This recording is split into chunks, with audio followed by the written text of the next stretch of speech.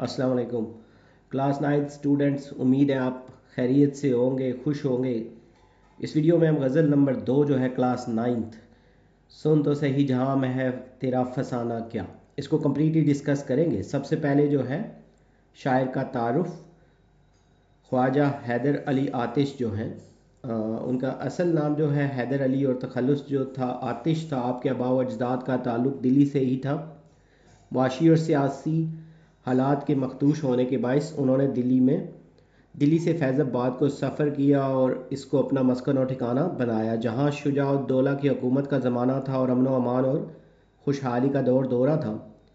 तो तर्ज़ मरसा और दबस्तान लखनऊ के नुमाइंदा शायर हैदर अली आतिश की पैदाइश यहीं फैज़ाबाद में हुई। अपने तई अरबी और फ़ारसी ज़ुबान में महारत हासिल की, खुदादाद शायराना काबिलियत को बरूए कार लाकर सुखनवरी की दुनिया में कदम रखा और वो नाम कमाया कि हमेशा के लिए अमर हो गए। नवाब मिर्ज़ा मोहम्मद तकी ख़ां के यहाँ लखनऊ में मुलाजमत इख्तियार की और ग़ुलाम हमदानी मुसहफ़ी से शायरी में इस्लाह लेने लगे। अगरचे हैदर अली आतिश की तबीयत में शोरीदा सिरी का अंसर शामिल था, लेकिन फितरतन दरवेश सिफ़त और कनात पसंद इंसान थे। इमाम बख्श नासिख से मुआसराना चश्मक थी।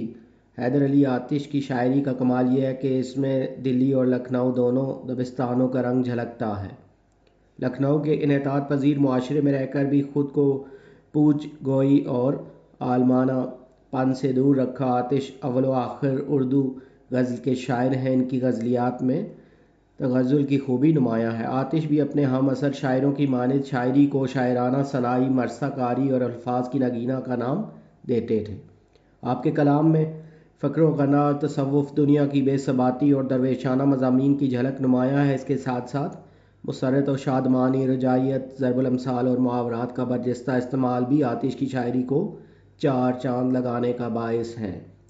कुलियात आतिश में हैदर अली आतिश का तमाम कलाम दस्तयाब है। नेक्स्ट में जो कुछ मुश्किल अल्फाज हैं उनके मानी।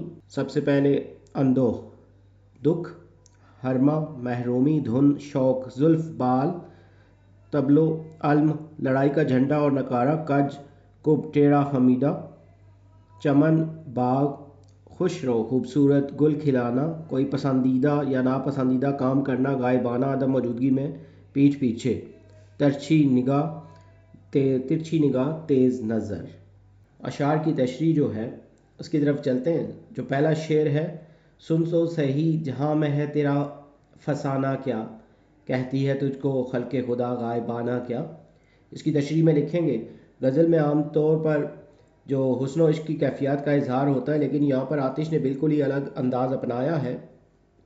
वो महबूब से मुखातिब होकर कहते हैं कि तेरे चाहने वाले तेरे सामने तो तेरी तारीफ़ करते हैं, लेकिन महफिल में अज़राए मुरव्वत ज़मीन और आसमां के कलामे मिला देते हैं, लेकिन तेरी अदम मौजूदगी में तेरे बारे में तरह तरह की बातें करते हैं, जिन्हें अगर तू सुन ले तो मुझे नागवार गुजरें। तो अपने रवैये पर ख़ुद वो कह रहे ना, गौर कर और सोच के इतना कि ऐसा क्यों है।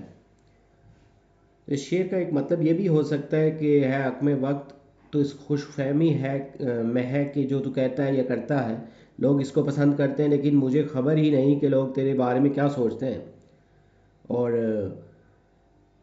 दुनिया में तेरे मुतालिक जो कहानियाँ बनी हैं वो भी सुन ले और ये भी जान ले कि दुनिया तेरे पीठ पीछे यानी तेरी गैर मौजूदगी में मुझे किस तरह याद करती है।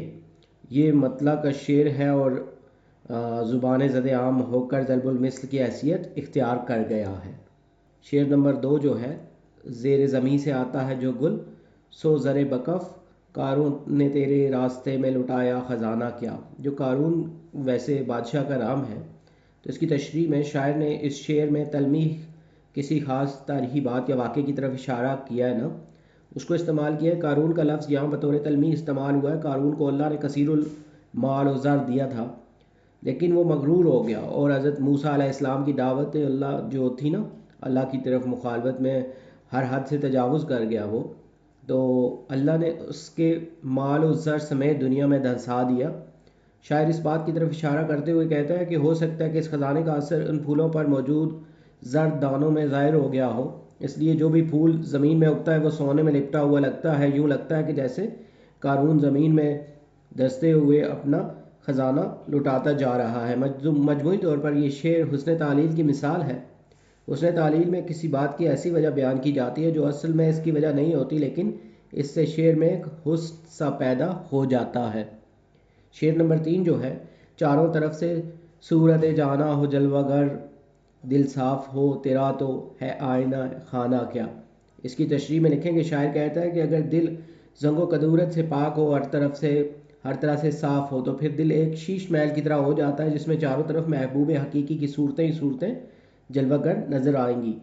دل ایمان و یقین کا مرکز اور ہدایت کا سرچشمہ ہے، لیکن اس کی بنیاد دلوں کی صفائی اور پاکیزگی ہے۔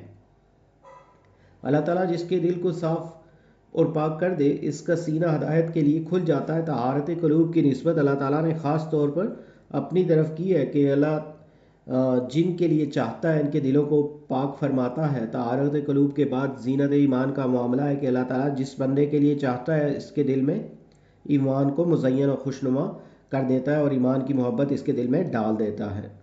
شعر نمبر 4 جو ہے، آتی ہے کس طرح میری قبض روح کو، دیکھوں تو موت ڈھونڈ رہی ہے بہانہ کیا۔ تو اس کی تشریح میں لکھیں گے اللہ تعالیٰ نے قرآن حکیم میں مختلف مواقع پر موت کی حقیقت کی طرف اشارہ کیا ہے، جیسا کہ ایک جگہ ارشاد ہے کہ ہر نفس نے موت کا ذائقہ چکھنا ہے، اسی طرح ایک اور جگہ ارشاد ہے کہ کائنات میں جو کچھ بھی ہے وہ فنا ہونے والا ہے۔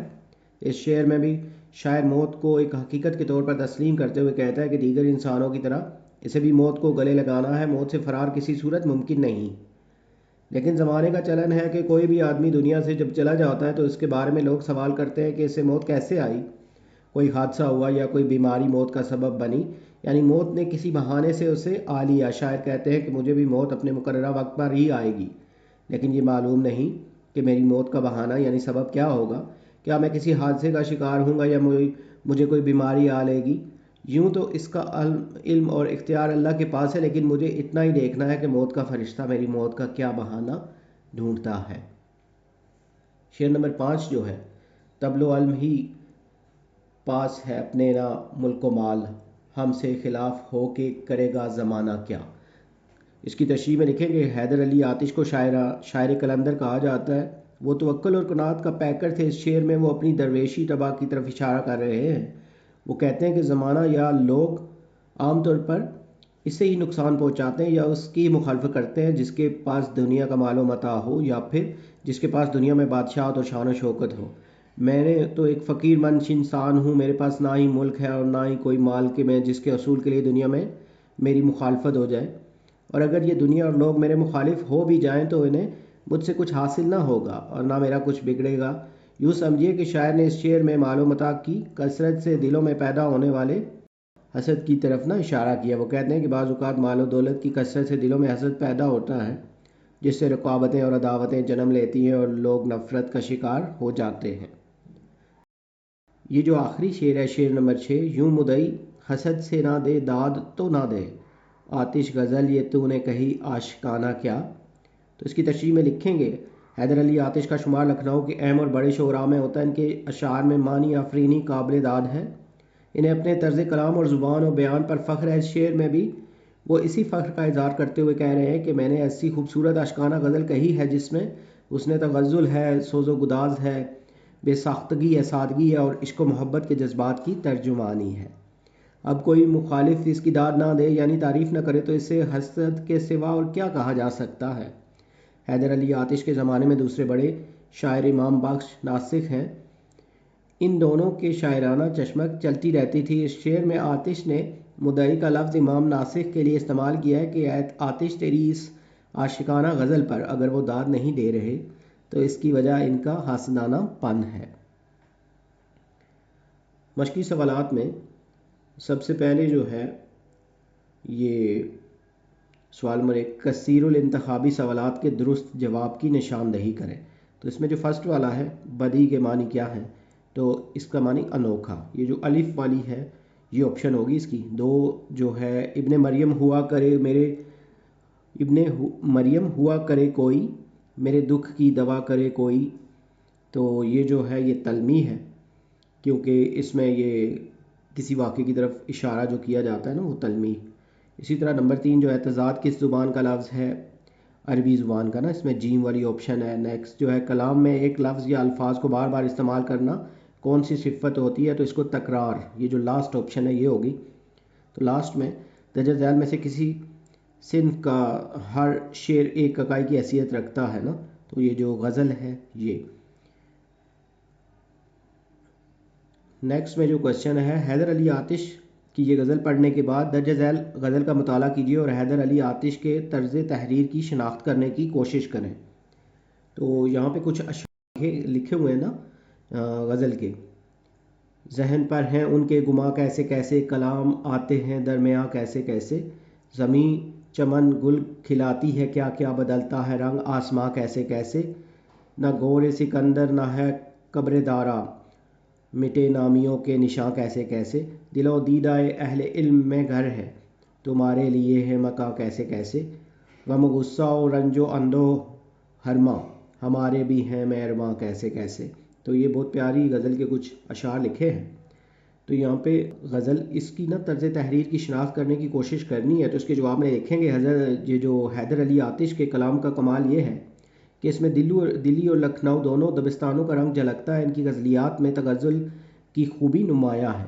آپ کے کلام میں فکر و غنا، تصوف، دنیا کی بے ثباتی اور درویشانہ مضامین کی جھلک نمایاں ہے. اس کے ساتھ ساتھ مسرت و شادمانی، رجائیت، ضرب الامثال اور محاورات کا برجستہ استعمال بھی آتش کی شاعری کو چار چاند لگانے کا باعث ہے. نیکسٹ جو کوشچن ہے یہ جو پڑھی گئی غزل کے متن میں سے لیے گئے درجہ ذیل اشعار کو دہراتے ہوئے حوالوں اور دلائل کے ساتھ اظہار رائے دیں. تو اس میں جو پہلا شعر ہے، چاروں طرف سے صورت جانا ہو جلوہ گھر، دل صاف ہو تیرا تو ہے آئینہ خانہ کیا. تو اس کی اظہار رائے میں اگر دل زنگ و کدورت سے پاک ہو اور ہر طرح سے صاف ہو تو پھر دل ایک شیش محل کی طرح ہو جاتا ہے جس میں چاروں طرف محبوب حقیقی کی صورتیں جلوہ گر نظر آتی ہیں.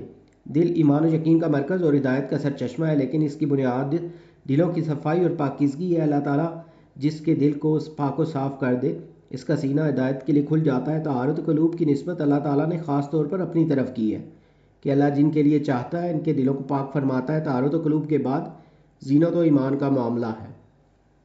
اللہ تعالیٰ جس بندے کے لیے چاہتا ہے اس کے دل میں ایمان کو مزین و خوشنما کر دیتا ہے اور ایمان کی محبت اس کے دل میں ڈال دیتا ہے.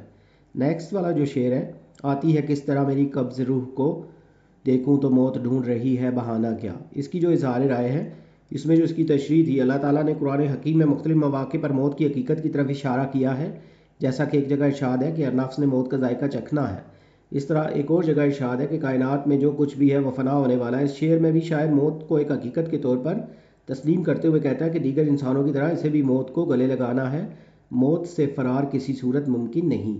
لیکن زمانے کا چلن ہے کہ جب کوئی آدمی دنیا سے چلا جاتا ہے تو اس کے بارے میں لوگ سوال کرتے ہیں کہ اسے موت کیسے آئی، کوئی حادثہ ہوا، کوئی بیماری موت کا سبب بنی، یعنی موت نے کس بہانے سے اسے آ لیا. شاعر کہتے ہیں کہ مجھے بھی موت اپنے مقررہ وقت پر ہی آئے گی، لیکن یہ معلوم نہیں کہ میری موت کا بہانہ یعنی سبب کیا ہوگا. کیا میں کسی حادثے کا شکار ہوں گا یا مجھے کوئی بیماری آئے گی.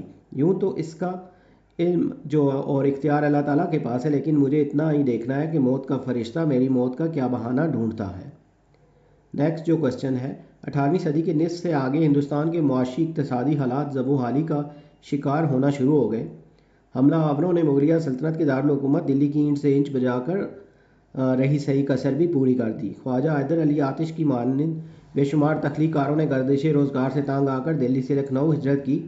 اس زمانے میں لکھنؤ کی مالی اقتصادی آسودگی کی ایک تصویر تھا نا. تو آپ نے حیدر علی آتش کی مندرجہ بالا 2 غزلیات پڑھی ہیں. استاد محترم کی رہنمائی میں اس زمانے کی تاریخ سے واقف ہوتے ہوئے عصری تناظر میں حیدر علی آتش کی شاعری ہے اس کی اہمیت پر اپنی رائے دیں. تو اس کے جواب میں یہ جو ہم نے ان کی وہ تعارف لکھا تھا نا اس میں سے لکھ سکتے ہیں کہ خواجہ حیدر علی آتش کا شمار کلاسیکی اردو غزل کے دور زرعی کے ابتدائی ادوار میں سر فہرست کیا جاتا ہے. آتش نے اردو غزل کو علم و بیان بدی کے جملہ محاسن شعری سے مزین کیا. آتش کی شاعری میں کلاسیکی روایت سے متصل بھی سبھی موضوعات اسالیب اور شاعری تلازموں کی بازگشت سنائی دیتی ہے. آتش کے کلام میں روایتی موضوعات سے لے کر جدید مباحثت اور فکر و فلسفہ کی ترجمانی ملتی ہے. تصوف سے گہرا لگاؤ اور اخلاقی موضوعات کے بارے میں آتش کا نقطہ نظر منفرد اور دلاویز ہے. آتش کا شاعرانہ انداز اور پیرایا اسلوب بعد کے شعراء کا شعار بنا جس نے اردو غزل کے ارتقاء کو زبردست کمک پہنچائی۔ آتش وجدان اور احساس جمال کے شاعر تھے۔ محمد حسین آزاد لکھتے ہیں کہ جو کلام ان کا ہے وہ حقیقت میں محاورہ اردو کا دستور العمل ہے، اور انشا پردازی ہند کا اعلیٰ نمونہ۔ شرفائے لکھنؤ کی بول چال کا انداز اس سے معلوم ہوتا ہے۔ جس طرح لوگ باتیں کرتے ہیں انہوں نے شعر کہہ دیے۔ آتش عام طور پر اعلیٰ مضامین تلاش کرتے ہیں، ان کے اشعار میں شوخی اور بانک پن ہے، کلام میں ایک طرح کی مردانگی پائی جاتی ہے جس نے ان کے کلام میں ایک طرح کی جلالت اور متانت پیدا کر دی ہے۔ ناسک کے مقابلے میں ان کی زبان زیادہ دل فریب اور غلط العام کو اشعار میں اس طرح کھپاتے ہیں کہ بقول امداد امام اثر چہرہ زیباں پا خال کا حکم رکھتے ہیں۔ نیکسٹ جو کوشچن ہے، حیدر علی آتش کی غزل اور تشریح آپ نے پڑھی ہے۔ استاد محترم کی طرف سے کرائی گئی تشریح کے اہم نکات لکھنے کی کوشش کریں اور اس میں موجود خیالات، آراء اور رویوں کا آپس میں تعلق سمجھتے ہوئے باقی طلباء کے سامنے اپنی رائے پیش کریں۔ تو اس کے جو اہم نکات ہیں، ہر شعر میں سے تھوڑا تھوڑا یہ لکھنا ہے۔ اس میں جو تشریح میں ہے، جیسے پہلے شعر میں سے، شعر میں حاکم وقت کی طرف اشارہ ہے کہ تو اس خوش فہمی میں ہے کہ جو تو سوچتا ہے درست ہے، جو تو کرتا ہے بجائے، لیکن مجھے معلوم نہیں کہ لوگ تیرے حوالے سے کیا سوچتے ہیں۔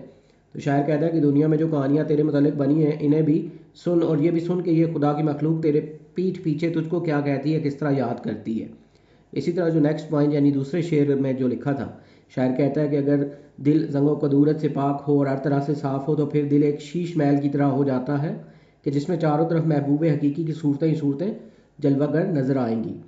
اور اسی طرح جو تیسرا شعر تھا اس کے جو پوائنٹ بنے گا کہ شاعر کہتا ہے کہ زمانے کی گردش اسے ہی نقصان پہنچا سکتی ہے جس کے پاس کچھ ہو۔ ہمارے پاس جو کہ نہ ہی مال و دولت ہے اور نہ ہی بادشاہت ہے یا کوئی سامان ہے، تو پھر اگر زمانہ ہمارے خلاف ہو بھی گیا تو ہمارا کیا بگاڑ لے گا۔ اسی طرح جو نیکسٹ شعر تھا اس میں موت آتی ہے تو کوئی نہ کوئی بہانہ ساتھ لاتی ہے کہ فلاں ایک حادثے میں مر گیا، فلاں حرکت قلب ہونے سے مر گیا۔ تو اب شاعر کہتا ہے کہ ہماری روح نکالنے گویا ہماری موت کے لیے کون سا بہانہ ڈھونڈ رہی ہے، یعنی دیکھتے ہیں کہ ہماری موت کا کیا سبب بنتا ہے۔ اور لاسٹ والے شعر سے جو پوائنٹ بنتا ہے کہ شاعر کہتا ہے کہ اے آتش تم نے نہایت پاکیزہ اور بلند مضامین کی بہت بڑھیا غزل کہی ہے، اگر حریف حسد سے اس کی داد نہ دے تو دوسری بات ہے، مگر تمہاری یہ عاشقانہ غزل لاجواب ہے، بہت خوب ہے۔ نیکسٹ جو کوشچن ہے، اسکول میں یوم دفاع کے حوالے سے ایک تقریب کا انعقاد کیا گیا ہے، تو آپ قانون کا احترام اور پابندی کے عنوان پر اس تقریب کے سامعین اور مقاصد کو مد نظر رکھتے ہوئے اشعار اور حوالوں سے کم از کم 250 الفاظ پر مشتمل تقریر لکھیں۔ تو تقریر کا یہ جو پیٹرن ہے اور یہ جو تقریر ہے اس کو یہاں لکھا گیا ہے، آپ یہاں سے مدد لے سکتے ہیں، اس کو ریڈ کر سکتے ہیں، یہ آپ کے لیے ہیلپ فل ہوگی پریپریشن کے لیے ایگزام کی۔